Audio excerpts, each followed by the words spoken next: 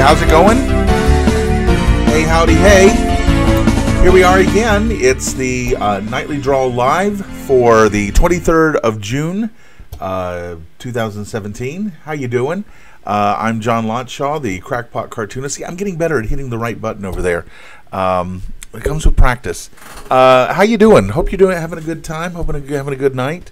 I see Dave's on. Hi, Dave. When you come on board to the chat, say hi and sign in, if you will. I'd appreciate it, like Dave did. Tonight's Friday night. Wow, Friday night. Where did this week go? This week just kind of went by Zoom.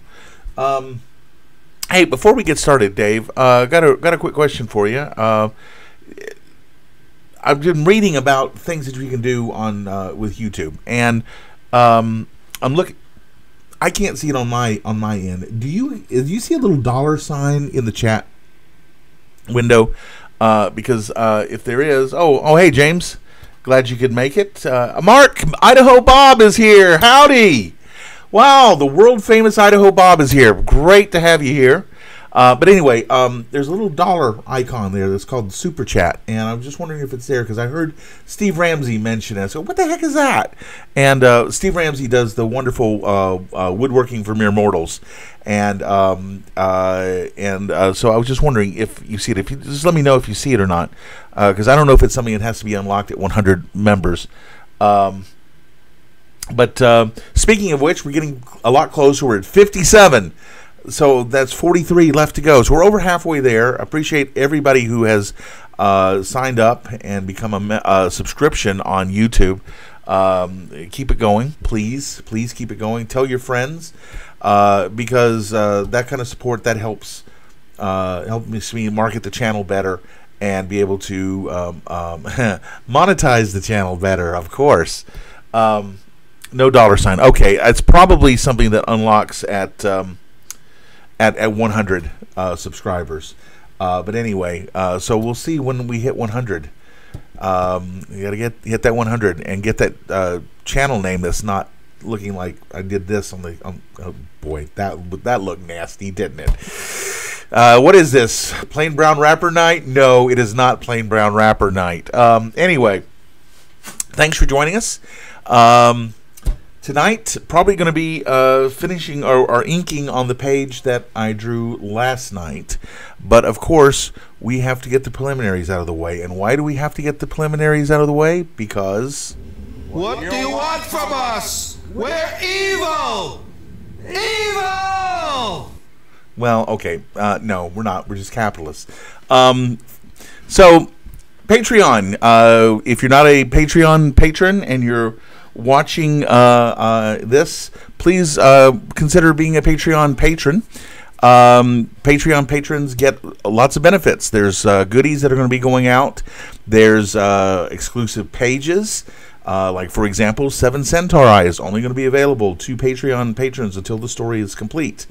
Then I'll release it to the rest of the world. But Patreon patrons get it first and get to see it before the rest of the world. There's also a Plain Brown Rapper Naughty Bits, Not Safe for Work Friday level, which is I'm providing content for that already. Speaking of patrons, I wanted to give a shout out to the patrons. Yes, look at this. Look at that down there. Isn't that nice? Got a nice little crawl there. I do have some patrons. Please consider being a patron if you're not already. You give a shout out to there's Eric Stout and James Rao, who's on here tonight, and Jay Curtis, Matt Morrison, Ranma, who's usually here, but he hasn't signed in tonight, and then Chrissa Kentar. But anyway, appreciate your support. Most of those folks are at the $5 level. The $5 level is where you need to be to start seeing pages. There is a $30 level for the Not Safe for Work. But there are also higher levels too that give you more goodies like free art, free doodles like the postcard doodles that I've started doing. Those are going to be going out soon. Some of the ones if you are a YouTube subscriber, please let me know, and I'll do a doodle for you and get it out in the mail. We'll get to that in just a moment. But anyway, yeah. But to get back to Patreon, it's a very important part of keeping Accidental Centaurs and the nightly draw on the air. So I would really appreciate your support over there on Patreon. Another one is the Facebook page, which is, as you can see, the URL there, facebook.com/Accidental Centaurs. That's where announcements are made about things that are happening, shows that I'll be doing, appearances, which I'll talk about in just a moment, new book releases, things like that, updates to the site. That goes out first to Facebook to let the world know. That's how I kind of let the world know, and it also goes out from Twitter from there. But Facebook is the main site for that. Then there are books. Books are available through Lulu. There are 2 full color books that are collections of Accidental Centaur stories. Wait a minute, that's the wrong one. That's the right one. There we go. We'll get to that in just a moment. Year 1 is the first 3 stories, and volume 2 is the full Dictating the Course graphic novel. These, again, are full-color books. Yes, they're pricey, but they are beautiful-looking books, ones that you will be proud to have on your bookshelf, because I know I am. And look, the second one even has a introduction in there by Bill Holbrook. It was very kind of him to write that for me. There are also PDF versions of these books available on the Lulu site that are significantly cheaper because we're just shipping bits. We're not shipping dead trees. So please consider, if you have not gotten these, they're really nice books to have in your collection. Check those out. And then, of course, there are the naughty bits. Yes, there are, and there are 3 of those. And those, again, also are full color. Those are the adult books, not for the kids. Warning you ahead of time if you don't know what that means, what the plain brown wrapper thing is all about. These are not for the kids. Do not get these for the kids. Then there is, let's see, Dragon Con coming up, which will be September 1st through 4th here in Atlanta at the at the downtown. It covers up downtown. This thing is huge. It takes up 5 hotels now. Let's see: Hyatt, the Hilton, Marriott Marquis, the Sheraton, and the Peachtree Plaza. Yeah, so it's 5 hotels that it's in now. And the Atlanta Merchandise Mart, which is where we will be. I'll have my table next to Bill Holbrook and the Eisner-winning Tom Heiches, who will have his wonderful magazine, Hogan's Alley, there. Check that out. It's really a great magazine. If you haven't gone over there, it's hoganmag.com. Let's see. But anyway, if you're going to be in the Atlanta area, I hope you can come by and stop by the table. It's going to be it's a lot of fun. It always is. I always end up complaining. I kind of have a love-hate relationship with Dragon Con, but that's just the way it is. Hoping to have a new relationship with Atlanta Comic Convention. I'm really looking forward to this. This will be Sunday after next, July 2nd, here in Atlanta at the Marriott Century Center, which is at I-85 in Claremont Road. It's a one-day con. They do this every quarter. I always go to the one on Super Bowl Sunday because, I'm like, Super Bowl? Didn't they do that last year? And so I always go over there and hang out. It's a lot of fun. It's a great little show. It's $5 to get in. Hey, $5. And there's a lot of comic book shops that will be set up there, so you can stock up on the back issues that you've been looking for, things like that. It's a great show, highly recommended. Come on over, and I'm actually going to be there. I'm so excited about that. Finally, there's I'm going to get all these turned off here. Oh, geez. Okay, all right. I'm going to do it this way. I've got too many layers on this thing, and it just, it was going nice and smooth up until then. Oh well. Live TV.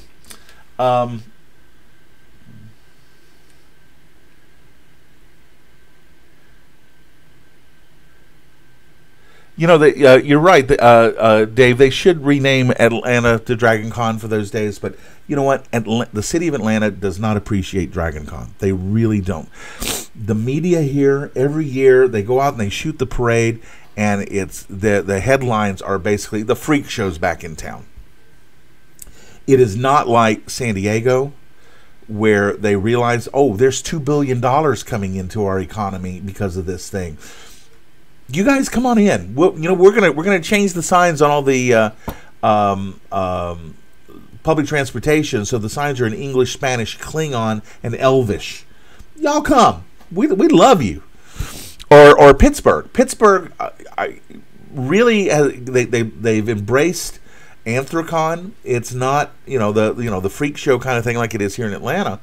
And a lot of that is Kage's work. Kage's done Sam Conway's done a fantastic job in promoting the positive aspects of furry fandom, and he deserves a lot of credit for the positive press that Anthrocon gets every year in the Pittsburgh press, and he works hard at it too. He really does.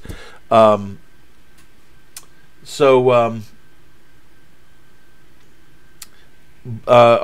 you're getting buffering styles. Well, it's funny because I haven't gotten any complaints from YouTube about the stream. This whole streaming idea, I don't think that they've really worked the whole idea out yet 100%.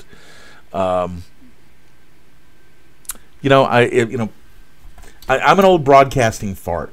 The way that you're supposed to do television is you take a camera, you hook it up to a transmitter, and you send it out. That's television. That's the way it's supposed to be done. The way it's done now, I'll tell you what I think about how they do it now. It stinks. Yeah, exactly. It's just digital television it's a kludge. It's even more of a kludge than analog television was. And analog television just barely worked. All right, you kids, get off my lawn. One of the things I'm going to work on this week, I've got a lot of things I'm going to be working on this weekend. Boy, it's going to be a busy weekend. I hope to be working on the site some so that I can get where I can sell things on the site, like these. Nope. And get them so that they don't glare. Like these, like the comic books. Because I have these here. And these are not coming from Lulu. Because Lulu doesn't do these anymore. I was so disappointed. Lulu used to do comic books. And then they dropped them. Because this is how it was doing Plain Brown Wrapper. Which is why Plain Brown Wrapper mutated into the Naughty Bits. But I plan to have these on the site. I need to order some more of the Accidents Happen, the first issue. But I also want to offer these. I'm going to be working on these this weekend. This is the prototype, and it's very beat up because I've actually been using it. This is a little notebook, little pocket notes, and field notes. And that's trademarked. I can't say that. But these are just little notebooks. I did a whole bunch of them for Random Acts of Nancy. Again, that's kind of blown out there by the light. But these are really handy. Like, for example, I use this one. Like, here's some dimensions and some plans for the for a gate that I need to rebuild, and grocery lists. They're great for grocery lists. And you see all the nasty stuff that I eat here. And then this was when Romeo got out, which is a story in itself. Romeo got out of the gate fell apart, and Romeo got out, and then I had to rebuild this gate. But these are the dimensions for that. So I just had these. I can go to Home Depot. I knew what I needed to get, but it's mostly grocery lists. but they're great for that, for being able to jot things down. I don't have to worry about is my phone charged up in order to get at my notes, because my notes are right in there. So I'm going to make some of these for Accidental Centaurs. I'm actually going to, instead of the cover that I use here, it's cardstock, but it looks kind of bland. So I'm actually going to use photo paper, so it's going to really pop out.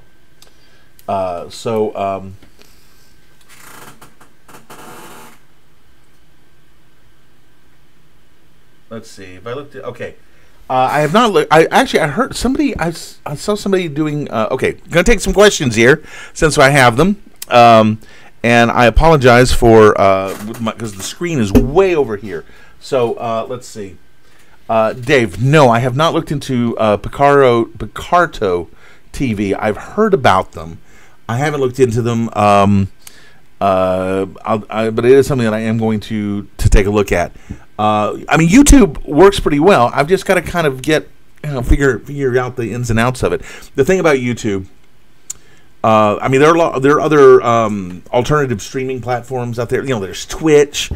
There's Facebook has started up the Facebook Live, which I'm not happy about. That I mean, I'm happy about it, but I'm not don't want to use it because it's 720. If go 1080p or go home.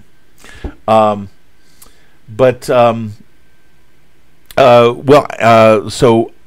I haven't looked into Picarto TV. The thing about YouTube is YouTube. It's ubiquitous. Everybody knows YouTube. Everybody knows where it is. And then archiving it, I don't have to move stuff over. It's not an extra step.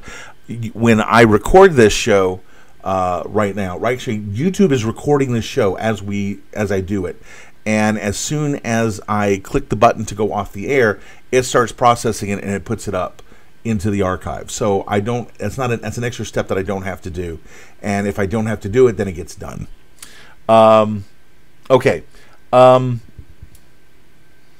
Mark, yes. What's the lower limits on making a stream on YouTube?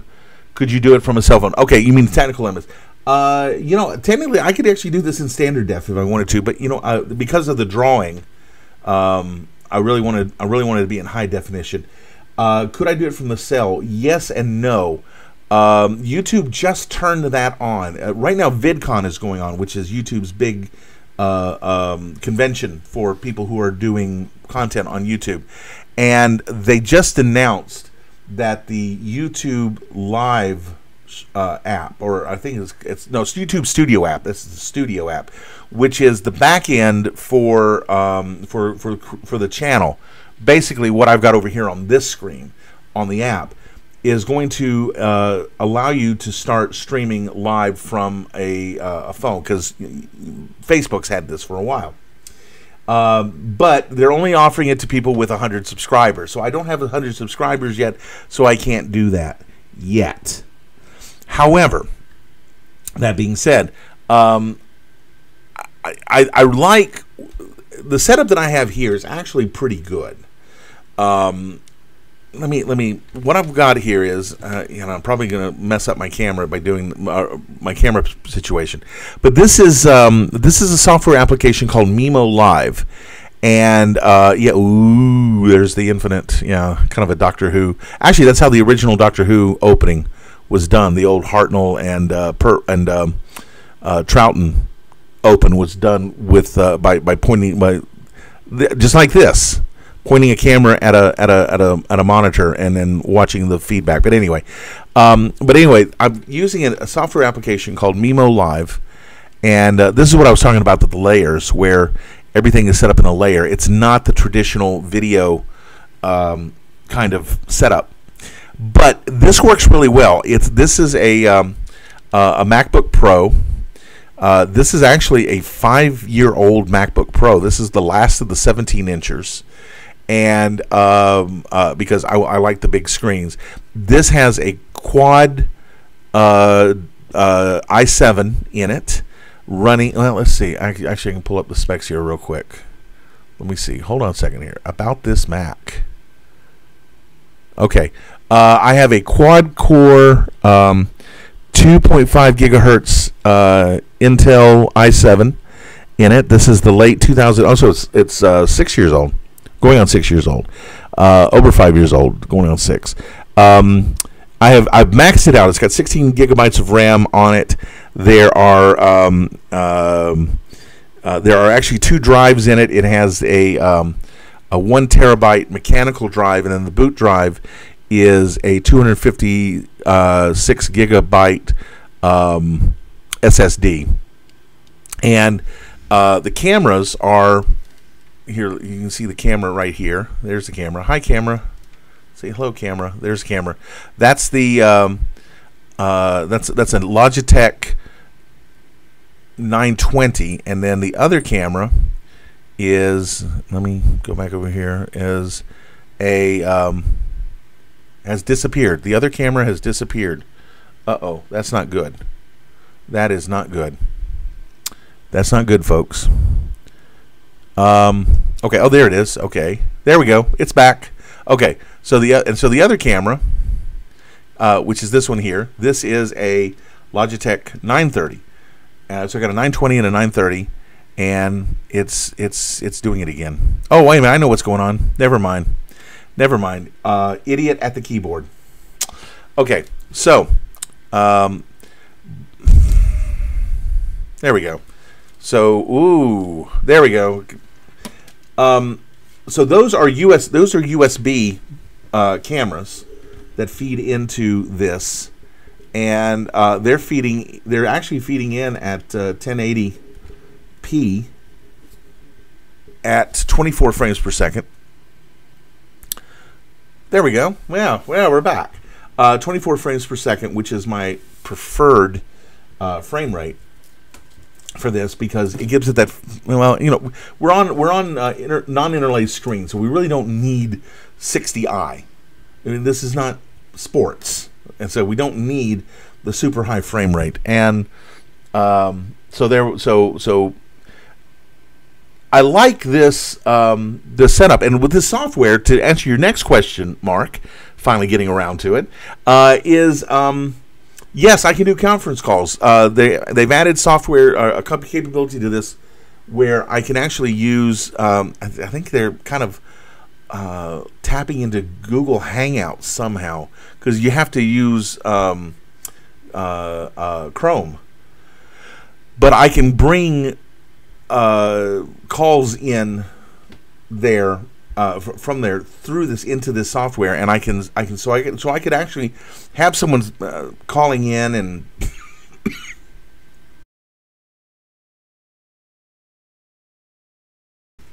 cough switch. Yes, cough switch for the win. Yes. Okay, so anyway, yes, idiot in control now, absolutely.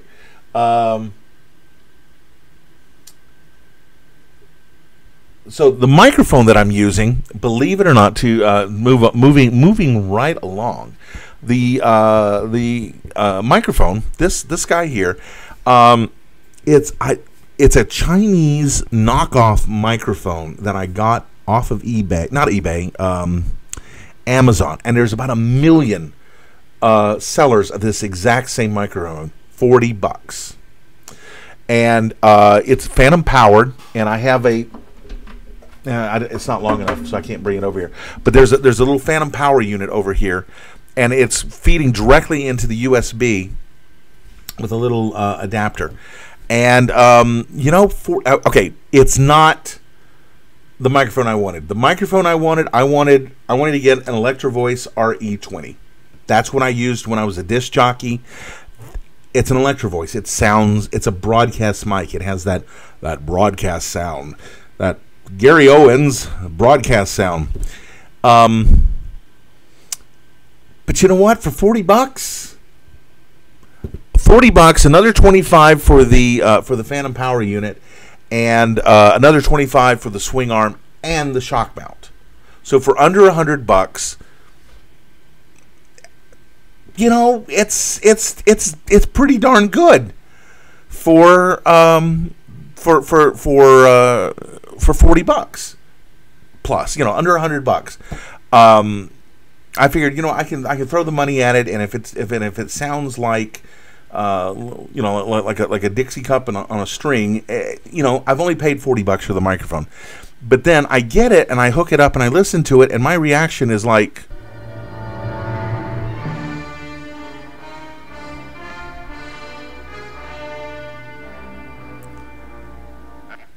yes, I've been figuring out how to work these memes in. No, I mean, I was really surprised, and but there's about literally a cajillion resellers of this same microphone under different names up on Amazon, and it's like I said, it's a Chinese microphone. They sell it to a million different companies, and they all put their name on it and everything. But anyway, not bad. It's not bad. I can't complain. I really can't. So, yeah, I know Yeti makes some, and they're kind of new on the block. Yeti makes a lot of mics. I've never really used any of them, and I haven't used any of them. I haven't tried them, so I really can't say. I've heard a lot of good things about them. I know that they make a lot of mics for podcasting. They kind of jumped on the podcasting bandwagon, and so they've got USB mics and things like that. Normally, I don't really like USB direct mics. The reason why I got this instead of getting a USB direct mic is because what I eventually want to do is I've got a Mackie mixer here. It's a 1402 mixer, and what I want to do is I actually want to run all the audio through that so that I can monitor it, because if I try to monitor off of the computer, there's going to be a delay. And delays, even a fraction of a second, is enough to throw you off. It really makes you, I stutter enough as it is on the air. I go and The last thing I need is my own voice holding me back. And the side tone, I really like having that side tone, being able to hear your own. That's what that's called, by the way, side tone. When you pick up the phone and you talk on the phone and you hear yourself in the phone, that's called side tone. And it helps me, because it helps me to focus and be more broadcastery, if that's a word. It is now. So anyway, I really like that, and I've got some nice headphones here. I've got some nice Sony headphones. It's a model that I've had several of them over the years, and so I want to have that in here so that I can have that in here and have it in my ears, but I don't want it delayed so that I'm doing this, because I'm hearing myself and then I catch myself. I sound even more like a blithering idiot than I normally do. So that's the last thing I need, is something to help me sound more idiotic, because I don't need any help for that. I can do that all on my own. Okay, let's see. Have I gotten through all of the questions? It looks like I got through the questions. Oh, here comes another question.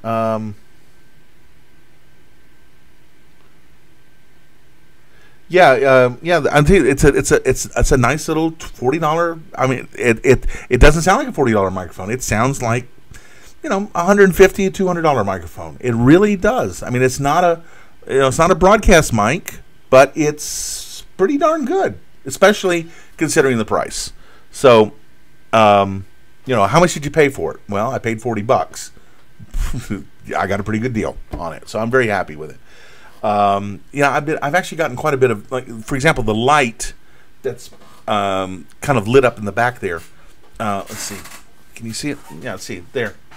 $200. I got 4 light stands, 4 single bulb fixtures, 2 soft boxes, and 2 umbrellas. And that's one of the umbrellas there that's just kind of putting some light there in the background. For $200. Oh, and the backdrop that's sitting back there. with a black backdrop, a white backdrop, and a green chroma key backdrop. $200. Oh well. All right, so okay. That's what I love about doing this. You never know where it's going to go. So here I am talking about equipment on a show where I should be drawing, but fine. That's fine. I love it. That's why I'm doing this, because live, you never know. You never know. Oh look, here's something that I drew. Let's see where we're at here. Yes. Actually, I didn't finish drawing all of this, but I'm just going to go ahead and start inking here. Unless you have any other technical questions, which was fine. I'm not complaining about answering the technical questions. Don't think that I am. I enjoy. I can talk shop about broadcasting. I can talk shop about cartooning. It doesn't matter. I'm versatile when it comes to that. So, okay. Which pen am I going to use tonight? What happened to my pens? Are they? Yeah, they went back into the goo. Okay. The pens have been sitting for days in under Funk and Wagnall's doorstep.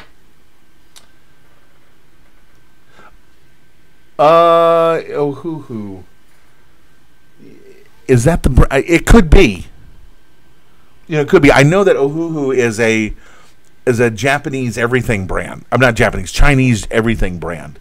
So that could be. Oh, yikes, Mark! What 144? Wow, that's like 1 out of every 8 pixels. What kind of connection do you have? Do you have cable or do you have DSL? Just curious. Because I haven't been getting any problems here with my cable. And I know that's a big change for me to be not complaining about my cable connection. But it's true. I need a paper towel. All right.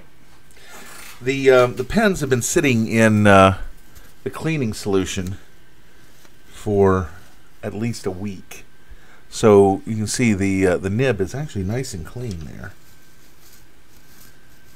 But we're going to dirty that up here in just a moment.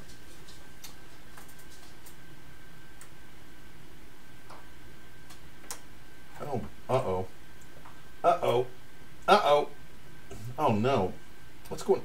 Criminy! This is amazing. It looks like I had a spill over here on the India ink. And India ink is... Oh, man. Yeah, there was a spill. Oh, man. Oh, great. Great. Great. Lovely. Yeah, that's very nice. Oh, man. So I've lost half my India ink. And the bottle is yuck. The bottle is all icky, full of glue. Because that's what India ink is. India ink is water, carbon, and glue. Oh, this is nice. Oh, beautiful. Beautiful. Nice. Dadgummit. All right.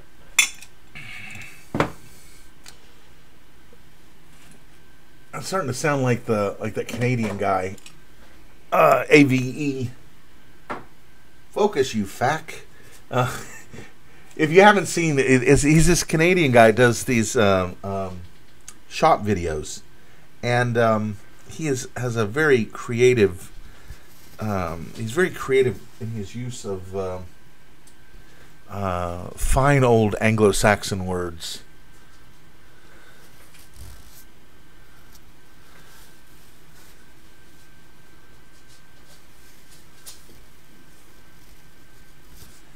Actually, Dave, I got mine on not on eBay, but I got my microphone on Amazon.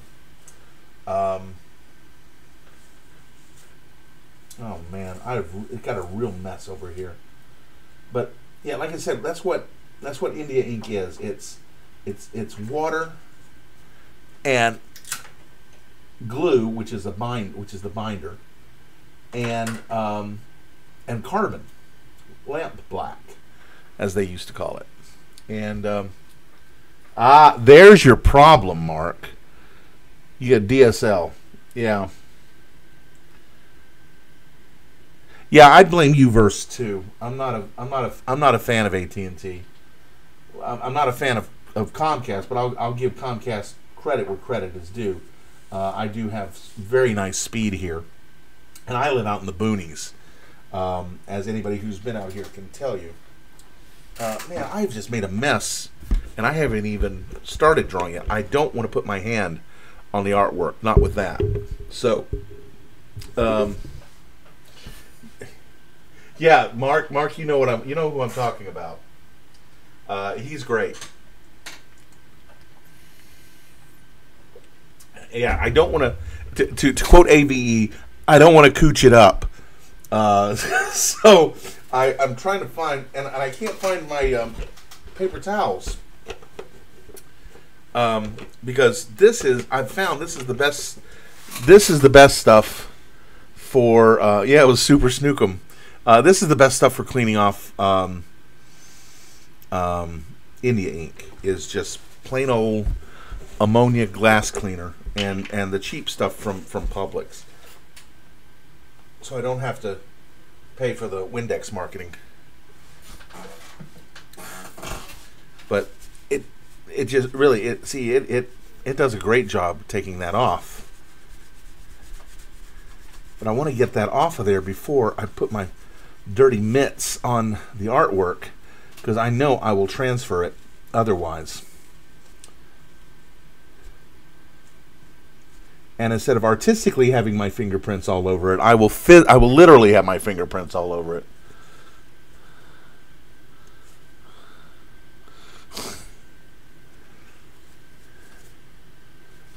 All right, that's close enough. That's good enough. All right. I mean, we're 37 minutes into the show, and I haven't started drawing yet. So, All right, so I'm having to crack open a new bottle of ink. I'm going to have to clean up my table over here, because there's 1, 2, 3, 4, 5, 6 empty bottles of ink sitting over there. All right, so here we go. I'm going to use this nib. I'm going to remove the eyeballs so I can see what I'm doing. And now I got to remember which one of these bottles I have is the actual one with the ink in it instead of the empty ones. Is this it? Yeah, that's it. Kind of sloshing around, and I hear the ink sloshing in there. All right, so here we go. 40 minutes into the show, and I'm actually finally laying down ink. What's the name of the show again? Oh, Nightly Draw. Yeah, there we go. Yeah. That's kind of like MTV actually playing music. No, it can't have that. That's...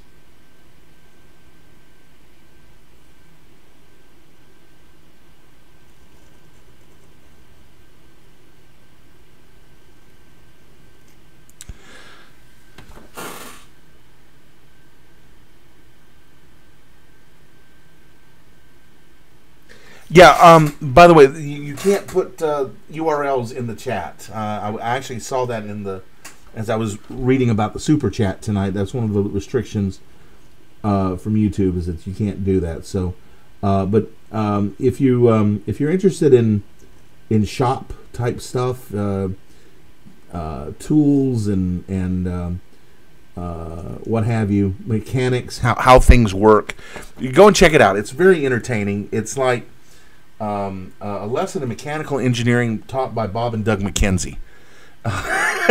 Literally. He's got a similar accent to the McKenzies. And he's really funny. It's really funny and very knowledgeable too.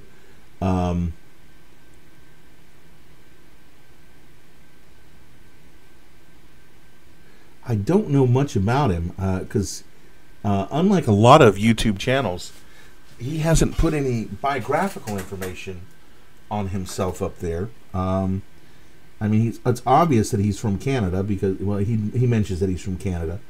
But and then of course that accent, it's going to be obvious. Yes, he does say a boot. But it's even more than that. I mean, he really is a hoser.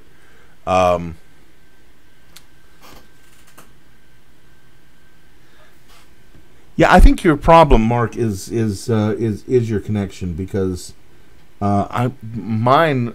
This is the first, and I know I'm gonna jinx it by saying this.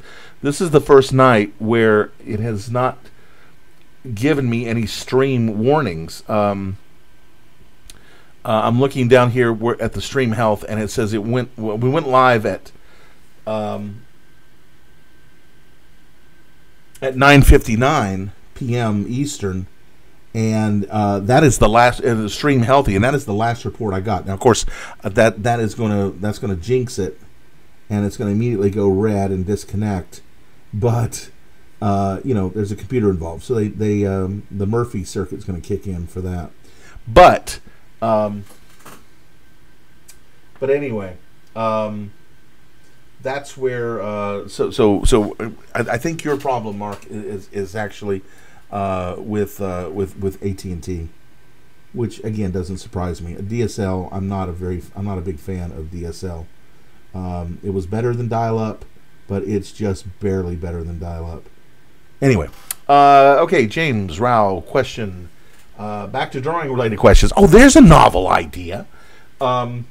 Character designs. Is Lenny modeled after Bob Hope? What about Alex and Sam? No, Alex. They're actually pretty unique. They're all original designs. Lenny was actually kind of slightly inspired by the genie from Aladdin. In that he was supposed to be the anti-genie from Aladdin. So he was supposed to be something similar, but wouldn't get me in trouble with the copyright police. Alex and Sam. I'm trying to think back. Sam.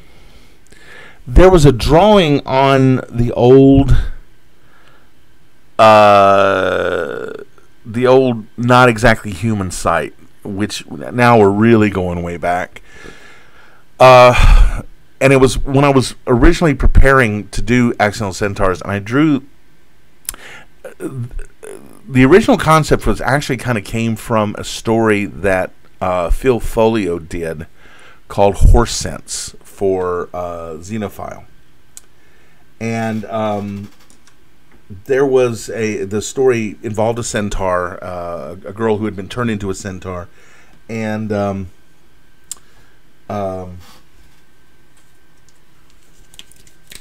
he and her boyfriend, who it turned out that the curse of being a centaur was a sexually transmitted disease, because it is Xenophile. And for those of you playing at home, Xenophile was a series that Phil Folio of Phil and Dixie and Girl Genius fame did, which was kind of his version of Plain Brown Wrapper. They were adult comic books, and I've still got ink all over my hand. Great. So I was thinking about doing Accidental Centaurs, and I created the character. She was kind of based on the girl in that story, and she was named originally. Well, no, Mark. I'm not going to ignore your reports, because I need to know, how things are looking and how things are going. It's very important. I do appreciate your status reports.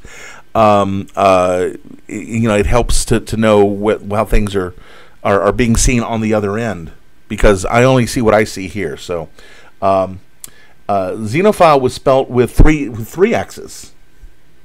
Dave asks, And Xenophile was, like I said, that was kind of Phil's plain brown wrapper. Although it wasn't with a set of characters, each story was unique and on its own. And there was, like I said, there was this story that involved a centaur, and that kind of got me thinking about Accidental Centaurs. And I drew a character, a girl centaur that was kind of based on the character that was in there. And her name was Stephanie. I named her Stephanie because I always liked the name Stephanie. And I had a friend in high school named Stephanie. This was around late 2000, and I had a friend named Stephanie from high school. And ironically, it was right after I drew that, posted it, she contacted me out of the blue, and and I'd not heard from her since graduation, which was June of 1984. So it was what 16 years I had not heard from her, and and she invited me to come up and see her back home in Dalton. So I went up there, and I thought, oh, you know what? Maybe I ought to change the name of that character because it might be kind of creepy if she thinks, oh, he's been kind of pining for me all these years. So I changed the name, and another name that I had always liked for a character name was Samantha, and this has nothing to do with safe havens. This actually goes back to actually kind of I'd say Bewitched is where I liked that name from. That was Samantha Stevens was Elizabeth Montgomery's character in that show. So I renamed her that, and then when I was creating, I wanted to have another for Accidental Centaurs. There needed to be more than one, obviously. And since it was originally going to be, basically a plain brown wrapper was the original concept. And it was based on one. I wanted it to be male, so I needed a male character that looked distinctly different from Sam. So that's kind of where Alex came from. That's why he has the big nose, is because he because Sam has the little petite turned up nose. So Alex gets the big schnoz. So that's kind of where the character designs came from, and then the colors were just came out of just kind of popped in there. And as I had mentioned in an earlier show, the colors were actually reversed originally, and I had done a little animated teaser for it. And I actually ran it. I used to have it in the show stack, but I don't have it anymore. And it's getting late, and I'm really not going to go back there. I may show it later. If you really want to see it, I'll show it to you later. I might put it back up somewhere. But the colors, the pelt colors were reversed. Sam had the brown pelt, and Alex had the gray pelt. And why they got switched, I don't know. It just happened. And it has nothing to do with an old gray mare. It has nothing to do with that joke. It has nothing to do with that. It just I knew one of them was brown. I knew one of them was gray. I couldn't remember which one I had done. So I took a guess, and I guessed wrong. And so now Sam has the gray pelt, and Alex has the brown pelt. So that's where the character designs came from. Lenny, as I said, Lenny did not come from Bob Hope, who I did meet once. I actually got to meet Bob Hope, but it didn't occur to me about him having that resemblance to Bob Hope with the chin and the nose until the day Bob Hope died. And I remember this was back. Way back when, and Alex. I'm sorry, the name Alex. Alex was another name that I always liked and always wanted to use for a character, and I had used him in something that was kind of a precursor to Accidental Centaurs. When I was in college, I had a class where I had to write a screenplay, and I wrote a fantasy adventure screenplay called Stargazer, and it was about an astronomer who ends up in another universe. He doesn't get turned into a centaur, but there are centaurs in it, in that world. But he ends up having to basically, it's kind of like Connecticut Yankee and King Arthur's Court kind of thing, where he uses his knowledge of science and technology to try to counter the magic and everything. And the magic is really just an advanced technology, according to Clark's law. And that character's name was Alexander. Alex, I forgot what the name of the full name, but I know his first name was Alex. So I just grabbed those names, and I did not have a backstory for them, meaning last names. And that came about from another project that I was working on, property it was called Syzygy. And it was actually the comic that was going to replace Accidental Centaurs. Because Accidental Centaurs was just going to be a temporary thing. I was going to do it. It was back in 2002. I was going to do it for 9 months, kind of get my feet wet on the webcomic thing, and then I was going to launch the big thing. And the big thing was going to be a science fiction, kind of an X-Files thing called Syzygy, which was going to be about a team of scientific investigators that worked out of the Bay Area. And I had a character, and this was something that I had been developing for many, many, many, many years. And there was a character that was in there who, hold on a second.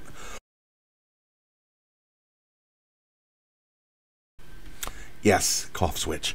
The character's name was Mike Tishenko. And his full name was Ivan Mikhailovich Tishenko. And I had this whole full backstory for him, that he was he was American, but he grew up. He was the child of Russian immigrants who had escaped, the Stalinist purges, et cetera, et cetera, et cetera. A lot of the backstory that was transferred to Alex, and when I did the story that was the exclusive story that was in the called I Dream of Jeannie, that was in the very first Accidental Centaurs book. It was a filler story that I did where Sam gets turned into a genie, and Lenny gets turned into a centaur temporarily, and she ends up sending them back home, but they're still centaurs. It was a throwaway reference to set up Accidental Centaur, set up Syzygy. That Alex's brother was the one that ran the Syzygy Institute. So Alex has a brother named Ivan Mikhailovich, and he likes to be called Mike. And that's why Alex Tishenko is Alex Tishenko. That's why. That's how he ended up being of Russian Jewish descent.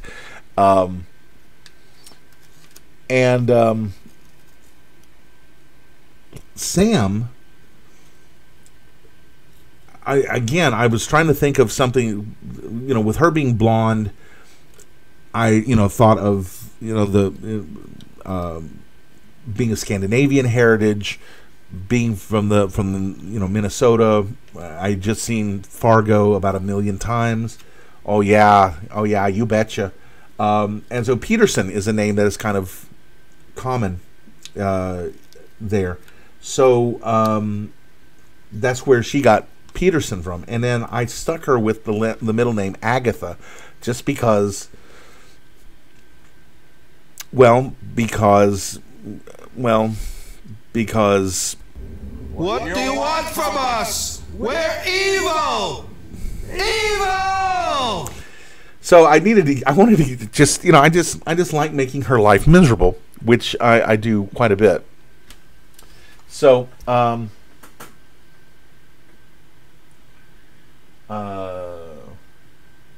yeah, temporary structure like the Eiffel Tower. Yeah, right. Exactly. So here we are here we are 15 years later, and not doing the still doing the temporary strip. It just wouldn't let go. And I actually haven't thought about Syzygy in about 5 years until today, honestly. So so that shows you just how well that went. Yes, I made it so that she hates Agatha, and she hates it whenever anybody finds out that her middle name is Agatha, because it's that one aunt, the one that's always kissing you, and you don't want her. It's like she smells funny, that aunt. So, anyway, so that's kind of where the names came from, and originally they were just scientists. It was just kind of vague about they were scientists. There wasn't a whole lot when I originally started Accidental Centaurs. In fact, when I launched it, they were just Alex and Sam, and they had worked on this project, and that was all we knew. That's all I knew. That's all I knew about them. And I knew nothing about Lenny, too. All of the stuff about Lenny's backstory, that has developed. A lot of that came from Tom Rever. And he's going to kill me if I'm mispronouncing his name. Is it Tom? I think it's Rever. It was Rever or Revor. He'll correct me. And I don't know why I'm drawing a blank on that right now, because I should know this. But anyway, Tom was the one that came up with all of that through the watch and the linking with the watch. All of the backstory about Lenny that we're going to be getting into some in Seven Centauri, if I can ever shut up and get back to drawing it.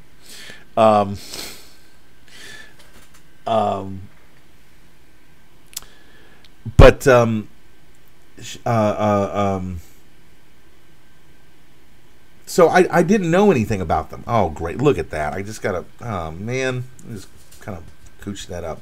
You know, and that's just making it worse. I can cover that up with, anyway. I better not touch this artwork again until I get my hands completely clean, because I'm just going to completely mess it up, because I look at this. This is, yeah. And you know what? I better put the cap back on the ink bottle before I make it even worse. So the backstory about Alex being a physicist, that kind of came from, actually kind of took a lot of that from Syzygy, from the character that was supposed to have been his brother. And actually, if Syzygy had launched, I would have, made a reference to his brother having gotten blown up in an accident in Cambridge. And that would have been, the interconnection between the two. And then Sam, I just always liked I kind of like the idea of the centaur who wanted to fly. So I made her a former astronaut, and since she was an electrical engineer, I figured, well, she would have been a mission specialist. And so I made her so that she had worked on systems for the Hubble telescope, and she was going to fly, but she ended up missing her slot because of appendicitis. I think I said it was appendicitis, and so she never got to fly, which I can't say any more about that, because then I would be moving into spoiler territory, and I don't want to say anything there. But anyway, well, actually, there's a bit of a spoiler on that, because the artwork that I did for that's in the title sequence, and it's going to be the marquee artwork for year 2, has her in kind of a NASA kind of shirt like this, and she's holding a helmet, and there's all kinds of space stickers on it. So okay, so you put 2 and 2 together.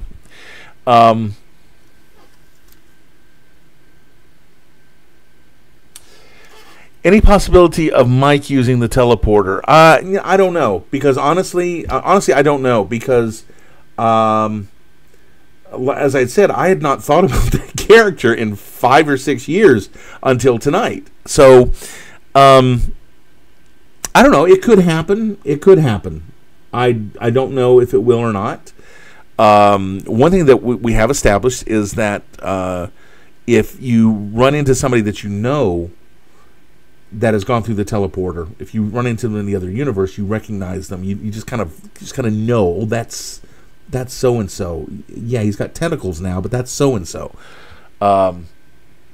Hey Matt, glad you could make it. welcome aboard. Happy to have you here. Better late than never. So we're happy to have you here. I mean, literally, better late than never. So glad you're here. Just so you catch you up, we're talking about characters and character origins and design of the characters. But it's possible that Mike, that Alex's brother, could show up. It's possible. I honestly, I don't know if I figured that Alex has got a big family. I don't know about Sam, because Sam, again, we had I established that Sam's got daddy issues, and bad daddy issues. And again, that was all part of the reboot. I really am happy with what I've done with the characters since I rebooted. I was not happy with them before, but I wasn't mature enough as a writer to be able to create characters like what we have now. So I'm happy with how I was able to re-engineer those characters to give them some depth.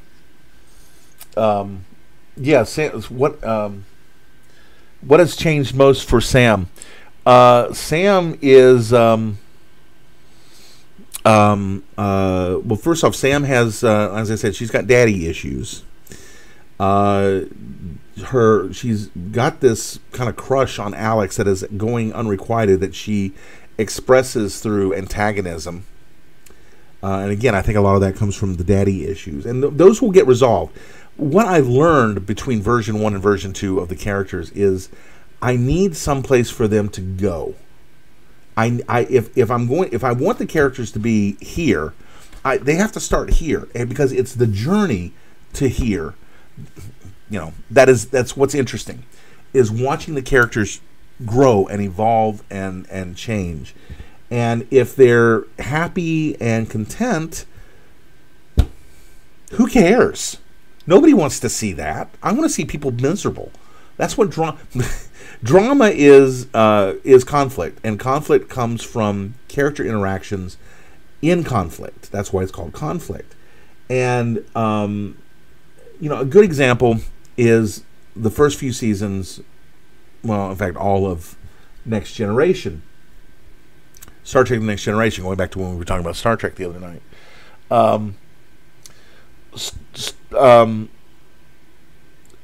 Gene Roddenberry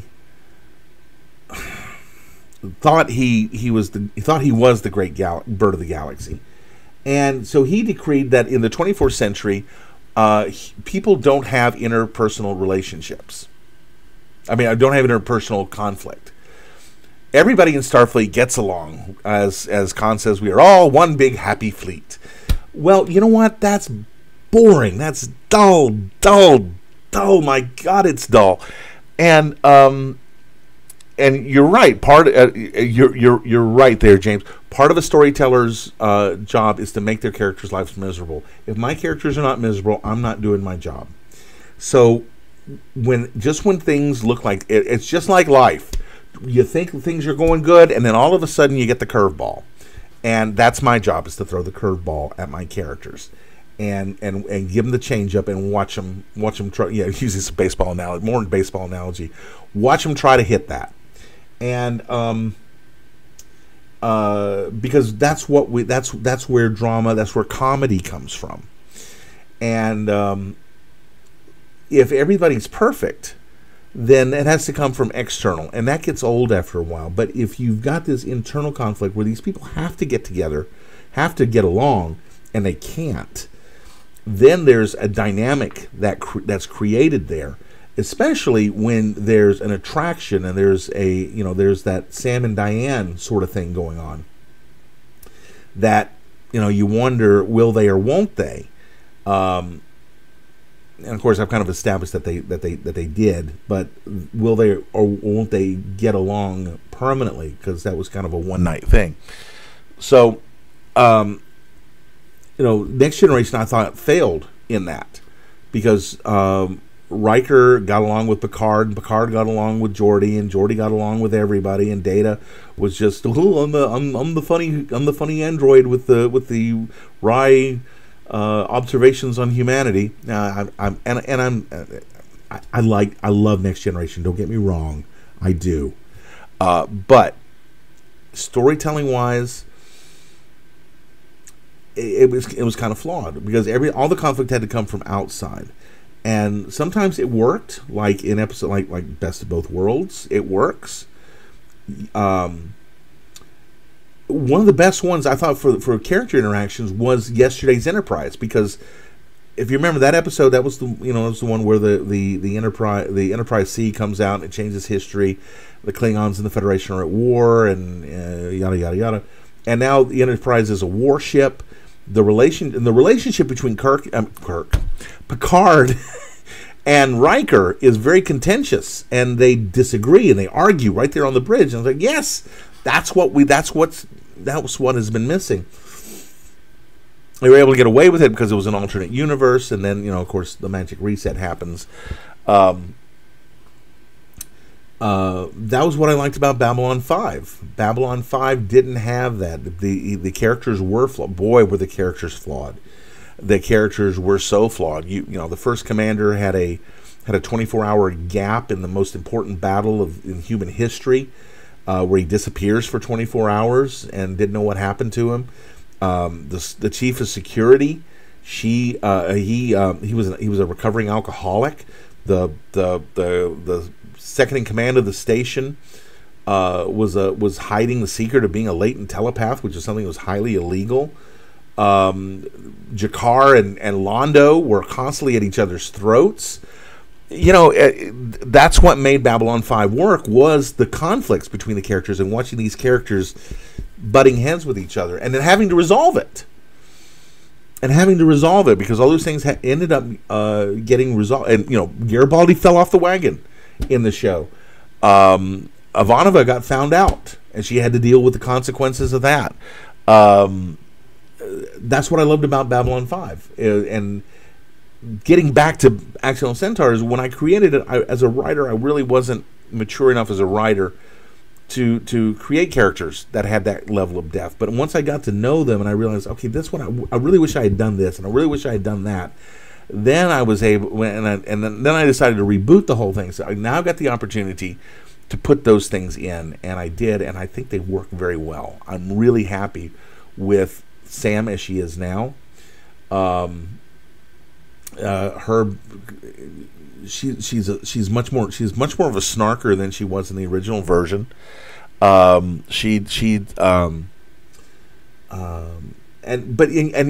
can sometimes get a little old. But that's in order to give her someplace to go. We know that she's a good person. We know that she's got the heart of gold. It's that her irascible and irritating personality aspects are a defense mechanism. Then they come from the daddy issues.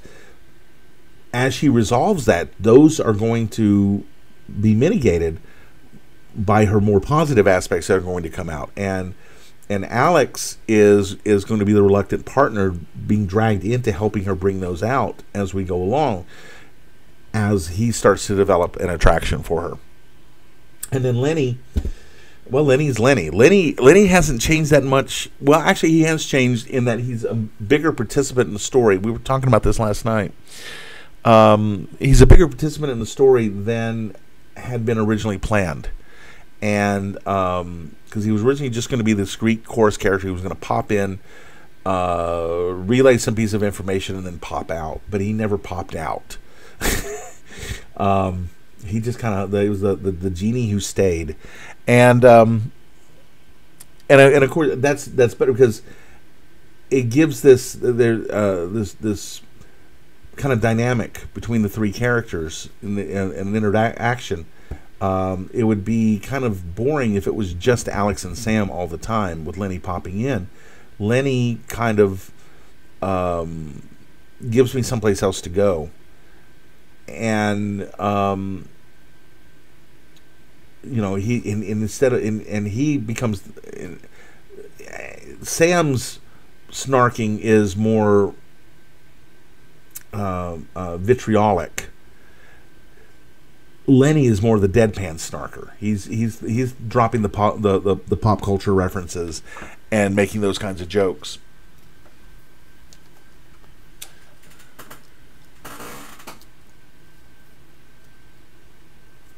So, but yeah, it's I really like what's happened with version 2, and so much so that at this point I don't see there being a version 3. But then again, I never saw there was going to be a version 2.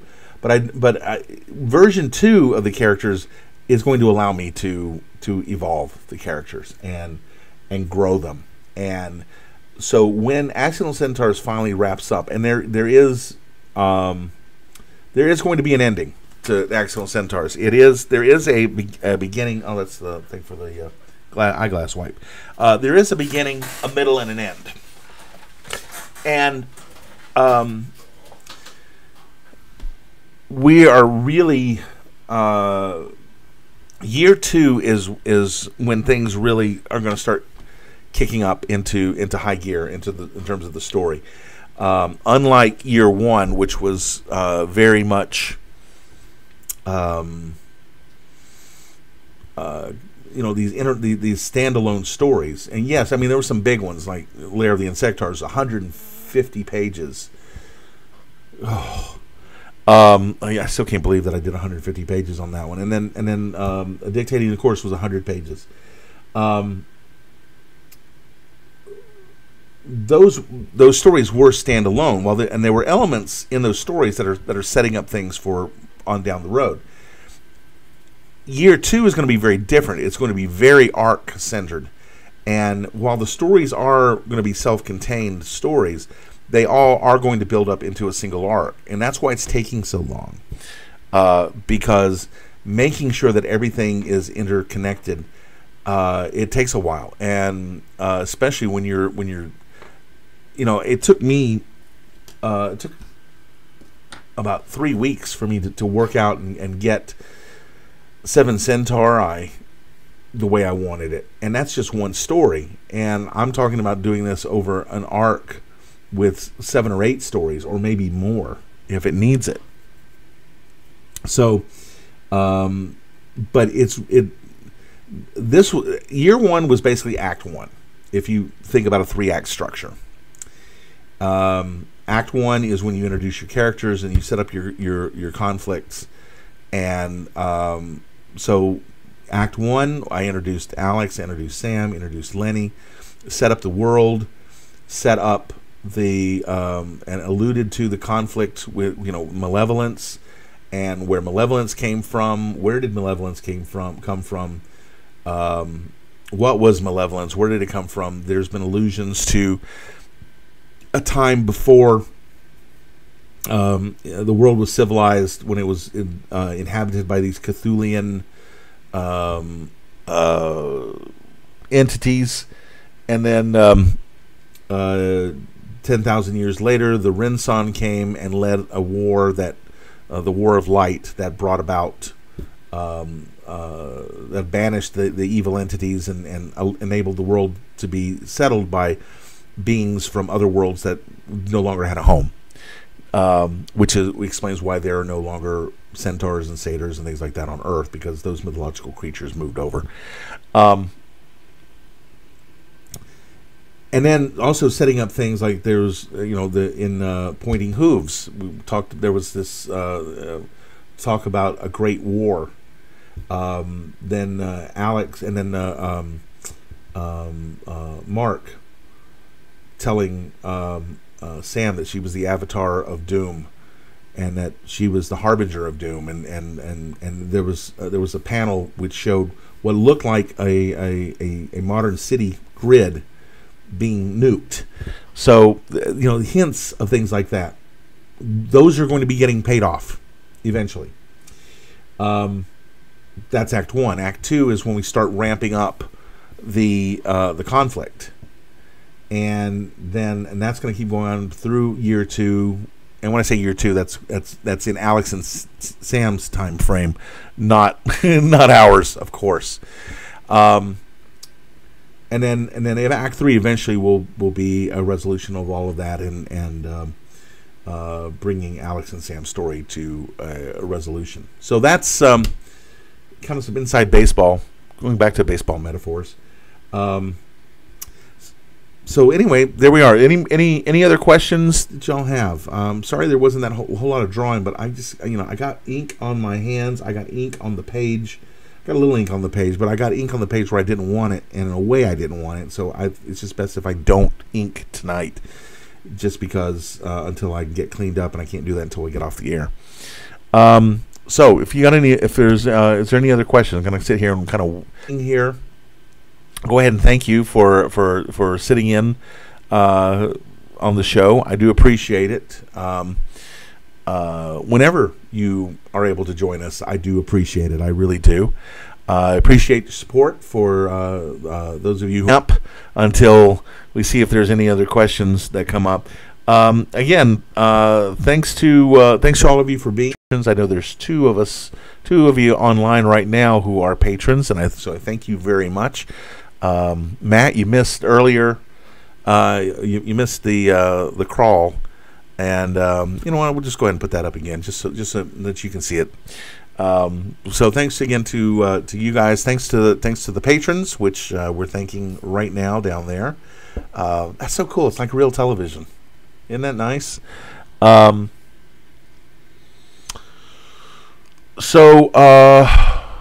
like I said earlier, we're at 57 subscribers. We need 43 more to unlock the 100, and that's when magical things start to happen. And so tell your friends, let them know about what we're doing here every night. If you got a friend who's interested in comics, I'm not claiming to be a great expert, but what little knowledge I have about it, I'm happy to ramble on about, mainly because I need to fill up the airtime.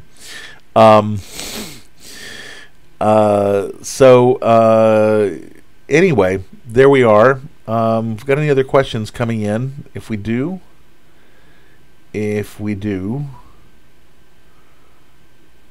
I'm just just waiting to see if there are any questions. I guess not. Apparently not. Okay. Well, we've been at this for an hour and almost 20 minutes now. So, thanks again. We will be back Monday, 10 o'clock Eastern Time, 7 o'clock Pacific, which means 9 o'clock Central, 8 o'clock Mountain, and 2 a.m. Universal Coordinated Time. If you are, or actually, technically, it's Coordinated Universal Time. And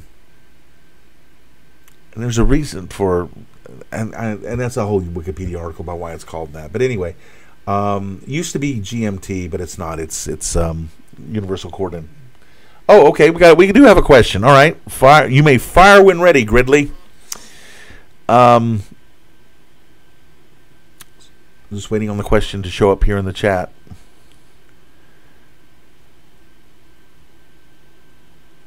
But anyway, there will be no live show on Wednesday because that's when I'm doing the thing in Ringgold, Georgia, and I'm probably going to be getting in about 9 o'clock at night. So although I may shoot some stuff up in Ringgold and show it on the show Thursday. That would be pretty cool, wouldn't it? So let me see if we can what I can do there. Yeah. Just it's almost like real television, isn't it? Registered trademark of the Almost Like Real Television Corporation. Okay, Matt, if you got a question, go ahead and fire away, so we can I can get you answered. Ramble on for another 30 minutes about it. I'm gonna do a new title sequence, and I'm gonna I really want to do a crawl, an ending crawl. Okay, so what character changed the most then? I would say it was Sam. Absolutely Sam, because there was just so much backstory for her, and it was such a departure from what I had done before. Adding all this stuff about her family issues, her father. We alluded to her mother having died early and her father blaming Sam for it. I don't know exactly what happened. I'm kind of thinking that Sam's mother got called to school because of something that's either Sam had done or something had happened to Sam. And on the way, she was in an automobile accident. Maybe she got hit by a train or something, and died in that accident as a result of going to help Sam. So Sam's father, who was now the version of Sam's father that we saw is good night, Dave. Good night. Drive safely. The version of Dave was actually Malevolence and is based on Sam's memory. So she's a little skewed in making him kind of more of a monster than he probably was. But he wasn't an ideal father. I mean, he wasn't, your average TV dad. He was a bit of a tool, and also we established that he. I'm kind of alluding to the fact that I may make her an only child, and he wanted a son instead of a daughter, and he ended up with a daughter. So so there's that issue as well. So the character that changed the most, definitely Sam. Of course, she's gone through some physical changes. A lot, her hair, a lot in her hair. But in terms of the characterization itself, and that's the most important part, definitely Sam is the one that has had the biggest change, because she's very different from the Sam that was in the original version, which was, the original Sam was kind of bland. There really wasn't a whole lot to her. Yes, UTC is a French acronym, and it has there's actually UT, or Universal Time, and Universal Time Coordinated, and it means something, and I forgot what it was, but anyway, I knew Mark, you'd be the one to jump in on that one. But getting back to Sam, so yeah, Sam's definitely the answer to your question, and I think for the better, because it's made for her to be a more interesting character, and again, it gives her a place to grow too. So I'm having a lot of fun with the new Sam. I didn't have a lot of fun with the original Sam. The original Sam she was just I just didn't like the way that character was going, because there was no place for her to go. This character, there's a place for her to grow to, and there's a place for Alex to grow to as well. He's got to man up and realize, he's got responsibilities that have been thrust upon him. He doesn't want to deal with them, and he's got to man up and accept that.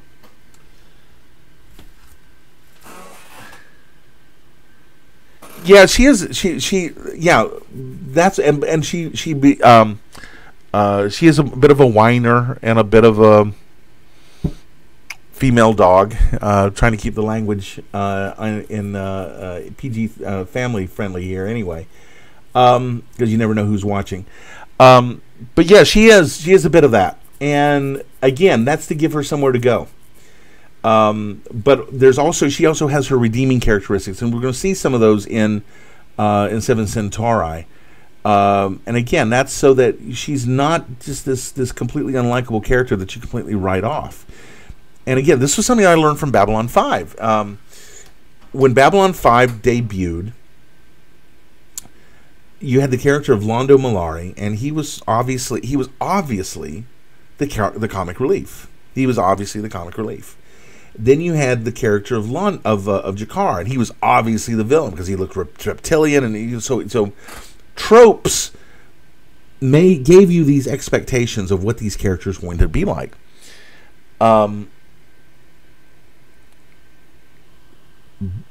But then the very first regular episode of the series, and actually it was kind of alluded to, it was a little bit of pathos that was alluded to in the pilot for Babylon 5 for Londo.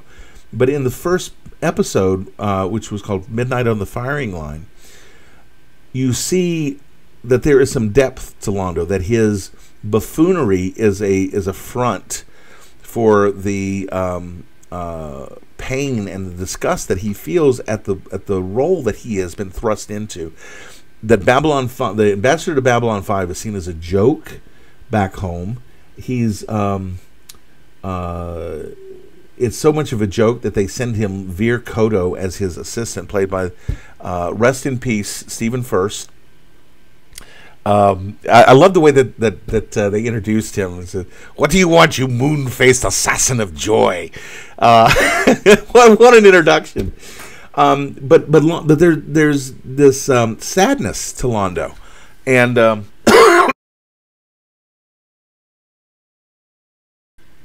didn't hit the cough switch in time. So there's this depth to him, and the same thing with Jakar. Over subsequent episodes, reveal that he's a much more philosophical, he's a much more spiritual person than just your mustache twirling reptilian villain made him out to be. And then by the end of the series, by the end of the show, those characters' journey was you never would have imagined that at the end these two would be the closest of friends, and one would be the bodyguard of the other, and they would be inseparable because they were literally at each other's throats. And it had actually been prophesied that they would die with their hands on each other's throats. But it's not. But as Joe Straczynski said, it's not knowing where the destination is. It's the trip to the destination that is interesting, not the destination in and of itself. You could know where they're, in the example he says, Frodo is going to throw the ring into the fire. It's how he gets to the fire that's the interesting thing, not the fact that he's going to do it.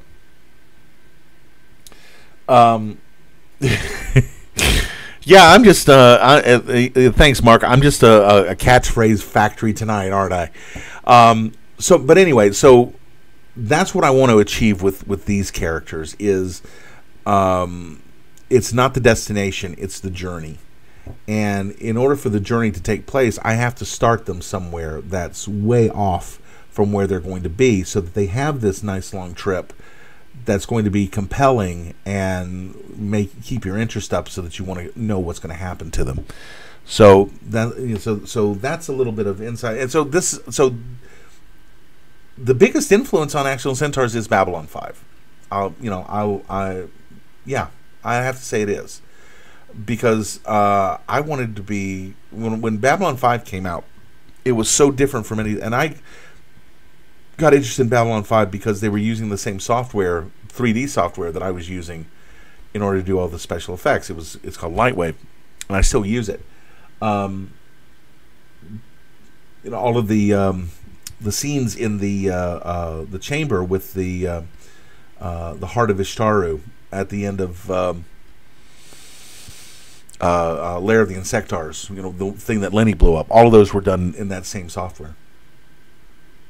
But so I got interested in it through that, and then I started seeing this fascinating story that was unlike anything that had been told on television before. This is 1995, and you didn't have story arcs. Everything was self-contained episodes. Star Trek was always self-contained episodes. Every cop show wrapped up the case at the end of the hour. You rarely saw anything that was not really serialized, because it really wasn't serialization. It was just having these arcs. Hill Street Blues did that, but that was and you saw it in soap operas, of course. But that was really the only place you ever saw. You never saw it in certainly never saw it in science fiction. And so I was really inspired by that, and I have been to this day. And I always point to that as a touchstone for storytelling. Okay, so I've been rambling for 90 minutes here. Wow. And most of you have been able to stay around, and I appreciate it. Are there any more questions? I know it's a dangerous question, because the last time I asked it, I ended up extending the show by another 20 minutes of rambling. But anyway, again, thank you for viewing. Those of you who are watching this on the replays, I hope you found it entertaining, and I hope you're not looking at the clock and seeing and going,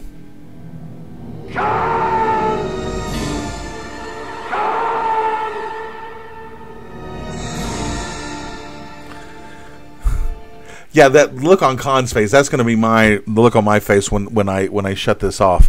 Like, oh, it's over. But anyway, I have enjoyed spending the last 90 minutes with you folks. Again, we will be back on Monday. We'll be back on Tuesday. We will not be here on Wednesday because, like I said, that's my day in Ringgold in Catoosa County. We'll be back on Thursday, Friday. Sunday is the Sunday is the comic convention show down at the Marriott Century Center here in Atlanta. Again, please swing by if you are so inclined. And then we'll do a show on the 3rd, probably the 4th, no show, just because it's 4th of July here in the States, and I'm probably going to be gorging myself on cookout burgers somewhere, celebrating the 4th. I hope. I would like to be. So anyway, that kind of wraps things up. Wraps her up in a nice bundle. I hope you enjoyed it. And so until not tomorrow, until Monday night, 10 o'clock Eastern, 7 o'clock Pacific, 2 a.m. UTC.